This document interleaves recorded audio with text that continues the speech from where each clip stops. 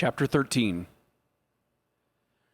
Salvaje lay on the whore's bed, watching the naked woman hang panties on the line strung across the end of the room. The apartment was a basic dole unit in a high-rise, and the hot wind from the open window rose from the floors below, carrying with it the stench of too many people crammed into too small a space. Cooked vegetables and sweat and broken toilets added their odors to the stink. The naked whore was pregnant, 7 months along, at least, and carrying a hefty fetus from her look. Her implant had failed, and she'd decided to have the baby. There was a nice market for healthy ones. People came down from the north who wanted a newborn without having to bear it themselves. She could get 6 months' pay easy. Besides, she knew there were some men who found something appealing about pregnant women. Not what he found appealing, but something. Salvaje stared at her, an eagle watching a tasty mouse. The whore finished hanging her underwear up. She turned toward him. He was also naked. Dios, is that all you gonna do? Is watch me? You don't want to, let me do something for you? She formed a circle with her hand and moved it as a man would if masturbating. Then she touched her lips with a fingertip, her pubic hair with the other hand. No, he said. I want to watch you.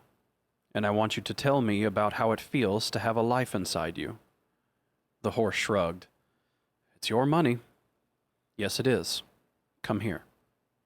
She moved toward him on the bed, sat. He put one hand on her belly, under a pendulous breast. You know the miracle of carrying life, he said. It must be wonderful. She laughed. Oh, yeah, it's wonderful, okay. My back hurts, my feet swell all up. I got to go pee 12, 15 times a day and night. The baby kicks me so hard it almost knocks my pants off sometimes. Wonderful. Tell me more, he said. He felt himself stirring. Yes, she carried nothing more than a bastard whose father was a paying customer. He doubted the whore even knew or cared who had put it into her. But even so, she was closer to knowing than he was. He envied her, and until the Messiah arrived, this was as close as he could come to finding out how it felt. She grinned at his erection. Ah, she said, misunderstanding. You want to know what it's like? Okay, I tell you. I make it good for you. The best. Later, as Salvaje reached the door to his own apartment, Pindar the technician slogged through the rain toward him. Where have you been? I've been waiting here almost a fucking hour. I'll pay you for your time. Don't worry. My time is exactly what I am worried about, Pindar said. Like, where am I going to be spending it if I get caught doing this? You are getting kind of famous, you know. The G-Boys have a monitoring team working to find you. Something is going on. Something more than the usual sweep for somebody doing pirate casts. What are you into here, Salvaje? Salvaje opened the door and the two of them moved in out of the rain. They fear me, he said, because of my message. Rat shit, Pindar said. There are 100 like you breaking into the nets every day. They preach about everything from pure water to group sex being the way to God.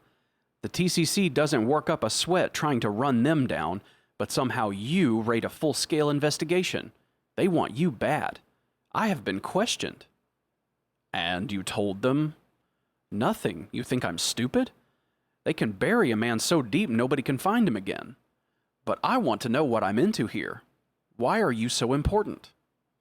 I told you. My message. Listen. No, you listen. You are nothing. You are an insect. The Messiah is coming. I am a tool of the incarnate God, and I will not be slowed by such as you.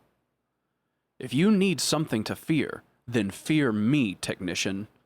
I have eyes and ears everywhere, and if you fail to serve me, there will be no hole deep enough to hide you from my retribution. Do you understand? Pindar shook his head and started to turn away. Salvaje grabbed him by the shoulders, spun him around, and shoved him so hard the man fairly flew backward to slam into the wall. Fuck!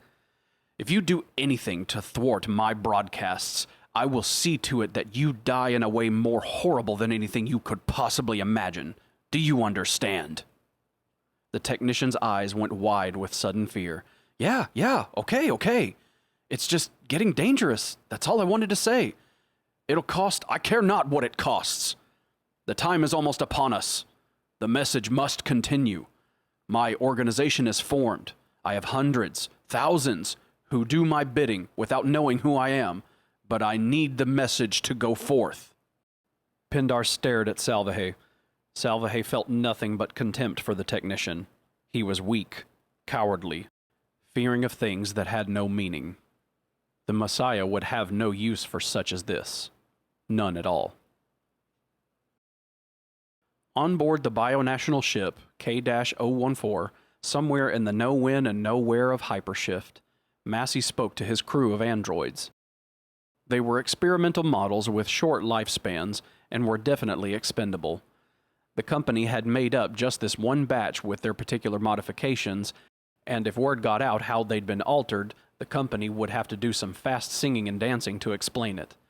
The androids could have been programmed with the mission before leaving Earth, but Massey was not one to take chances. By keeping it to himself, risk was minimalized. You couldn't pry an answer from somebody who didn't have it, and Massey could snuff his own life if he were ever captured, leaving only questions. Massey stood in front of the holographic wall, images of the government transport ship Benedict floating just behind him. "All right," he said.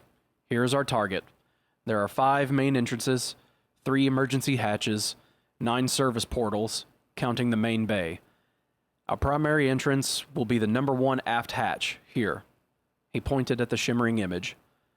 "Secondary entrance, in the event of blockage, will be the number 2 forward hatch, here.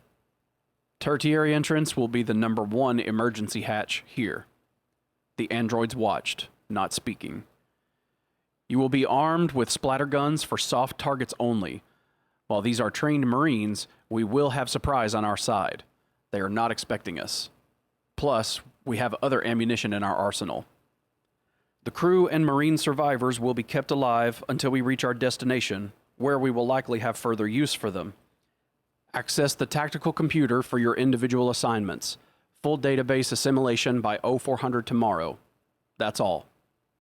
The android crew sat, still unspeaking. They were, Massey knew, up to the task. There was some risk of failure, a tang of spice, as it were, but Massey did not doubt that he could overcome the slight chance. He had worked out the plan in the finest details. He had covered everything. He was the best there was at this kind of thing, and he would succeed. That was the point, really. Not the money he was paid, not the fortunes the company would make, not the deaths of the androids or the other crew. The thing was, as always, the challenge. This was perhaps the trickiest job he had ever taken on, and he intended that it come out smooth as machine lube on polished crystal. Massey had but one goal, the same as it had always been: to win. Anything less would not do. Better to die than to lose. He grinned. He wasn't ready to die yet, so he wouldn't. On board the transport ship Benedict, when the Marines came out of hypersleep, the surprise took a while to filter through to Stevens. Wilkes wondered if the man would have noticed at all had not the head count come out one too many. The crew picked it up right away. They all knew each other, so Billy stood out for them. But Stevens was a chair jockey. He had a list of his troops somewhere, and couldn't yet identify them by names or faces. Wilkes watched the colonel frown at the numbers on his flat screen. "Sergeant Wilkes," Stevens said.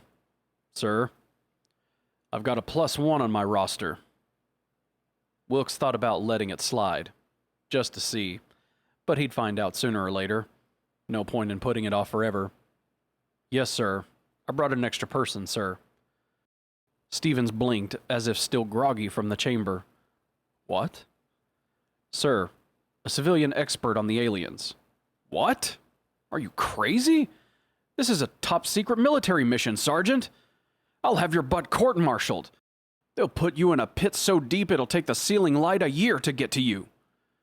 Wilkes could feel some of the Marines smiling, but he didn't look to see which ones. He said, "Yes, sir." Stevens looked at the troopers, and Wilkes knew he was trying to figure out which one he didn't know. Trying and failing. He stalled. I told them you were unreliable. You could have screwed up this entire mission, mister. G-ship balances are critical at light year jumps. An extra person could have thrown us a parsec off while in hypershift. I balanced the weight, sir. I dumped 50 kilos of that raspberry-flavored shit from the stores just prior to liftoff. Behind Wilkes, Bueller whispered to Easley. Too bad. I like that raspberry-flavored shit myself. Shut up, Easley whispered back. I am going to throw you in the brig and scramble the code, Stevens said, still looking for who didn't belong. Since they were all still in robes over their sleep tights, there was nothing to give Billy away. A robe also covered her hospital clothes. As stupid as it was, Wilkes was amused that Stephen couldn't make her. Confirmed his opinion of the colonel. Time to flex a little muscle. Sir, you could do that. But perhaps Jen's staff might be interested in knowing why the CO didn't discover the stowaway before liftoff. Given that a final inspection is part of the CO's duties, sir? Wilkes knew this was Stevens' first field command, and that he did not want anything to mar it, make him look bad. Now was the time for his pitch. Sir, if I might have a more private word? Stevens was pissed, no doubt about it, but he had to be working the angles, trying to see how this was going to look once he got home. Since Wilkes wouldn't bet a bent Democrat that he was going to get home, that didn't much matter to him, but Stevens wouldn't be thinking like that. Stevens turned and moved toward the aft wall. Wilkes followed him. Behind them, the squad stood at parade rest, watching and trying to hear. When they were far enough away, Stevens turned. His fury was unabated. This better be goddamn good, Wilkes. Sir, if you could show that you were responsible for taking on a civilian expert, then there wouldn't be any problem. You buried a CMA code in your log, didn't you? Stevens glared at Wilkes. If eyes were lasers, Wilkes would have been a crisp brown spot sizzling on the deck by now. Wilkes hadn't been able to check Stevens' CO log. The access commands for that were beyond his abilities as a computer break-in artist, but he was fairly certain that the colonel had installed a CMA, cover my ass code, so that it was dated near the start of the mission. This was SOP among nervous officers, a simple piece of insurance that could sit there unused unless something wonky came up.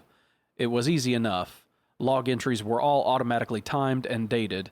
A CMA code was some innocuous piece of input, usually a phrase that was related to whatever data were going in, but stilted in such a way that it didn't quite fit. If a situation arose that was unforeseen, the officer could use the code to cover himself by entering new data and then referring back to the phrase, as if it had been put there in anticipation of such happenings. Any lengthy phrase could be made to say almost anything a bright computer wanted later, and the officer could swear he or she had known about it in advance and covered it, but in code, so as to keep it secret from prying eyes. Suppose your cook was stealing supplies and selling them on the black market. You came up a couple 100 kilos short when you did inventory. This would make a CO look bad. But if there was a code that said something like, "Suspect that cook is stealing supplies," will allow him to continue to build case. Then you knew you were on top of it, and what you did was justified in the interest of being certain. It was an old trick, one that shouldn't fool anybody who'd been in the service more than 10 minutes. But one bad officer still used. Wilkes was certain Stevens would have done it. Why should I help you? Because, sir, you'd be helping yourself. I'll put the rumor out that our discussion here is part of a clever subterfuge you worked up, for reasons of your own having to do with some kind of secret military business about which they don't want to know. When we get back to Earth, you're covered, and I'll go quietly wherever you want me to go. Stevens considered it. He didn't like it. Wilkes could see that. But he was thinking about his future, and that was the most important thing on his agenda. All right, he said.